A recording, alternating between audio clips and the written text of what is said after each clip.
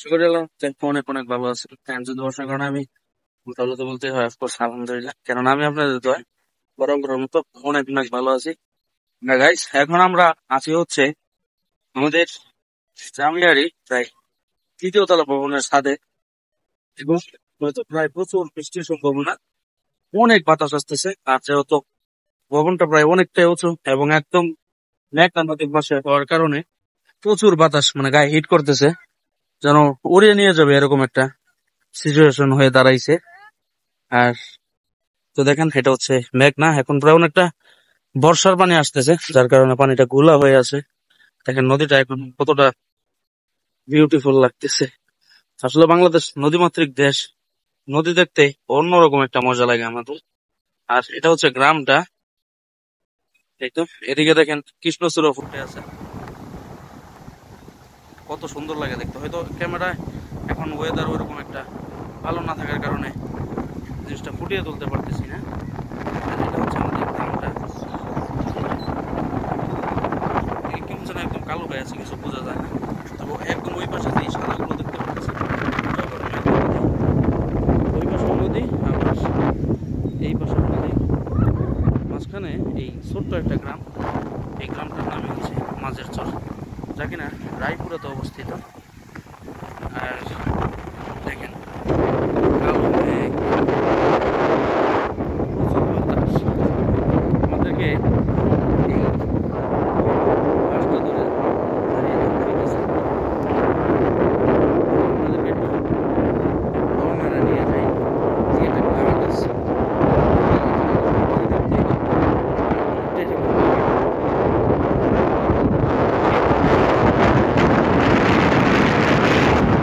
ওই পাশে পানিটা একটু ঠান্ডা, আর এই পাশে যে গাছগুলো, এই গাছগুলো শুকিয়ে ছিল বৃষ্টির কারণে। এই মাঝখানের পানিটা নীল হয়ে আছে, এটা অনেকটা ভালো লাগতেছে। আর যে পাশে ছোট্ট একটা গ্রাম আছে, এটাকে, এটার নামটা মনে পড়তেছে না। এই ছোট্ট গ্রামটার নাম হচ্ছে সুলতানপুর, আর এটা হচ্ছে মাঝেরচর।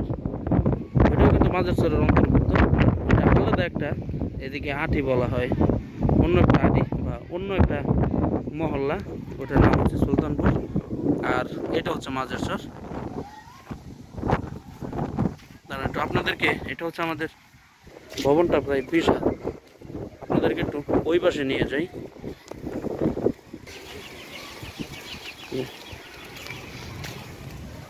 এটা হচ্ছে আমাদের ভবনের এই পাশটা, এদিকে সাধারণত ওই বাচ্চারা খেলাধুলা করে, যার কারণে তো ইট পাটকেল পড়ে আছে।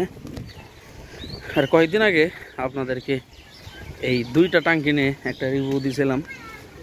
প্রথম যখন প্রায় আপনার বৈশাখী ঝড়টা প্রথম আসছিল, তখন ঠিক এই টাঙ্কিটাই উড়িয়ে নিয়ে গেছিল ওই নারকেল গাছ পর্যন্ত। তো ওটা আমার ইউটিউব চ্যানেলে আছে, দেখে নেবেন। এখন বাতাস অনেকটা কমে গেছে, যার কারণে একদম ফ্রি হাঁটা যাচ্ছে। এদিকে আবার একটা ইট ভাটা আছে, এটা একদম চরের মাঝখানে, চরের মাঝখানে নদীর মাঝখানে ইট ভাটা।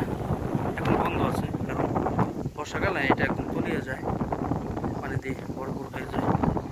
আর ওই কিছুটা দূরে লক্ষ্য করলে দেখবেন, আমারটা জুম করলে তো ভালো দেখা যাবে না, তারপর ট্রাই করি। এই যে এগুলো যা দেখতে পাচ্ছেন, এগুলো হচ্ছে ডেজার, চুম্বক ডেজার, এগুলো দিয়ে সাধারণত আপনার ওই বালু উত্তোলনের কাজগুলো করা হয়। এই যে এই জায়গায় আবার যে ছোট্ট একটা নৌকা দেখতে পাচ্ছেন, এই জায়গায় বালুগুলো সাপ্লাই দেওয়া হয়। তাছাড়াও নরসিংদী জেলার বিভিন্ন জায়গায় এই বালুগুলো সাপ্লাই দেওয়া হয়। এই পাশটা দিয়ে নদী আবার কিছুটা ভালো দেখা যায়। আর এখন প্রায় ফুটি ফুটি বৃষ্টি হওয়া শুরু হয়ে গেছে, হয়তো আর বেশিক্ষণ থাকা যাবে না। আর এখন অনেকটা বজ্রপাত হচ্ছে, বিদ্যুৎ চমকাইতেছে, বেশিক্ষণ এই জায়গায় দেরি করা যাবে না। ভালোই লাগে এই জায়গায় একা দাঁড়িয়ে থাকতে, যখন মনটা খারাপ থাকে তখন এই জায়গায় কিছুটা সময় দাঁড়িয়ে এই ভিউটা দেখলেই